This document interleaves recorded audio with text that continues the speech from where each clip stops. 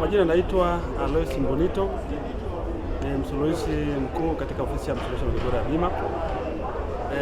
Ofisi ya msuluhishi wa migogoro ya bima ni taasisi ya serikali inayoshughulikia sheria ya bima sura ya 394, na kazi kubwa ya ofisi hii ni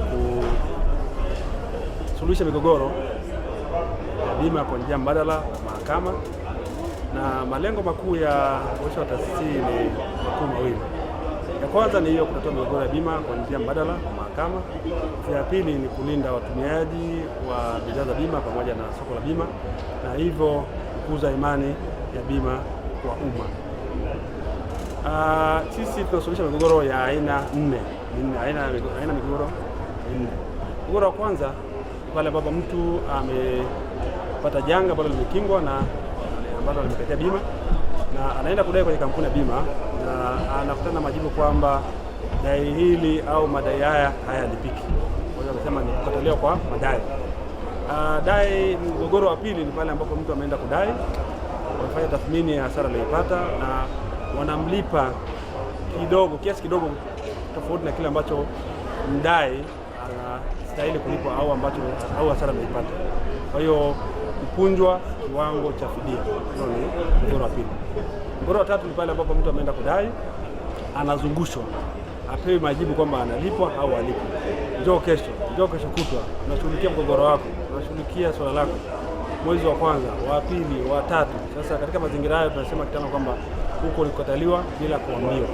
Kwa hiyo ukitana mazingira kama hayo, basi mdai anatakiwa kuja kwa msuluhishi wa migogoro ya bima ili tuweze kuendesha na kampuni ya bima na aweze kupata fidia stahiki.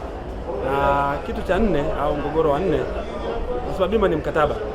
Sasa pale mtu kuna kanuni na taratibu zilizopo, kuna wajibu na haki zilizopo za pande zote mbili. Sasa pale ambapo inafika mahali tafsiri ya mkataba inashindwa kupatikana, upande mmoja unasema tafsiri hii inaninyima haki na kunyima haki, upande mwingine unasema tafsiri hii haininyimi haki. Sasa pale ambapo wanashindwa kupata tafsiri sahihi ya mkataba, basi huo ni mgogoro ambao unatakiwa uje kwa ofisi ya msuluhishi wa migogoro ya bima kwa ajili ya kupata tafsiri sahihi. Wananchi tunawakaribisha, tuko na nane leo kipindi hiki cha mwaka 2026 kuanzia tarehe 1 mwezi wa 8 mpaka tarehe 8. Lengo ni kutoa elimu ya usuluhishi wa migogoro ya bima, kwa sababu sisi ni wasuluhishi. Kuna watu wanapata majanga na wengi wameshindwa kupata suluhu ya majanga hayo au ya fidia zao, wanapenda kudai fidia, wanapenda adha nilizozitaja pale zote nne kama nne, aidha kukataliwa, kupunjwa fidia au kuzungushwa au kukosa tafsiri sahihi ya mkataba. Basi wanapokutana na hadha hizo nne ambazo nimezitaja, basi wasisite, wafike kwenye ofisi ya msuluhishi wa migogoro ya bima waweze kupata suluhisho na kudumu. Nasema TIO kwa suluhisho la migogoro ya bima, ndio kauli mbiu yetu kwamba TIO suluhisho la migogoro ya bima. Kwa hiyo basi wafike katika viwanja hivi tuweze kuwahudumia, waweze kupata haki zao na waweze kwenda kufurahia maisha na kuendeleza shughuli zao za kiuchumi.